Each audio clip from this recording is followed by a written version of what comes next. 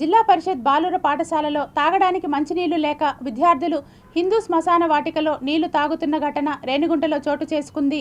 రేణిగుంట పట్టణంలోని జిల్లా ఉన్నత పాఠశాలలో విద్యార్థులకు మంచినీళ్లు లేక పలు రకాల ఇబ్బందులు పడుతూ మధ్యాహ్న వేళ పాఠశాలలో భోజనం చేసిన విద్యార్థులు ప్లేట్లు కడుక్కోవడానికి, నీరు తాగడానికి నీళ్లు లేకపోవడంతో పక్కనే ఉన్న హిందూ శ్మశాన వాటికలో కుళాయి ద్వారా వచ్చే నీటిలో గిన్నెలు కడుక్కొని మంచినీళ్లు తాగుతున్నారు.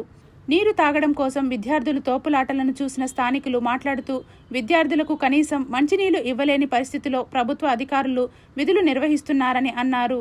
ఈ సంఘటనపై మండల, జిల్లా విద్యాశాఖ అధికారులు చర్యలు తీసుకోవాల్సిందిగా కోరుతున్నారు. ఇక్కడ బాయ్స్ స్కూల్లో చూస్తే పిల్లలకి ఆర్ఫో వాటర్ ప్లాంట్ రిపేర్ వచ్చిండది.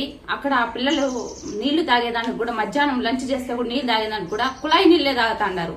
నేను చాలా సార్లు కూడా ఏరియాలో ఎంఆర్ఓ ఆఫీస్ కాడికి వెళ్తూ వస్తా అంటే చూసినాను. అక్కడ శ్మశానంలో నీళ్లు తాగుతాండారు పిల్లలు.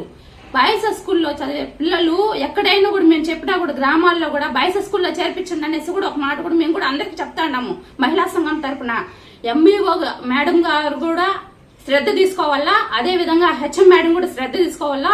అక్కడ స్టాఫ్ అంతా కూడా పిల్లల పైన శ్రద్ధ తీసుకొని అక్కడ వాళ్ళకి నీళ్లు క్యాన్ నీళ్లు సప్లై చేయాలి. లేదంటే మహిళా సంఘం తరఫున, ఎస్ఎఫ్ఐ తరఫున పెద్ద ఎత్తున పోరాటం చేస్తామనేసి తెలియజేస్తున్నాం. హిందూ శ్మశానం దగ్గరికి వెళ్లి ప్లేట్లు కడుక్కుంటూ అక్కడే ఆ నీళ్ళే తాగడం అనేది జరుగుతోంది.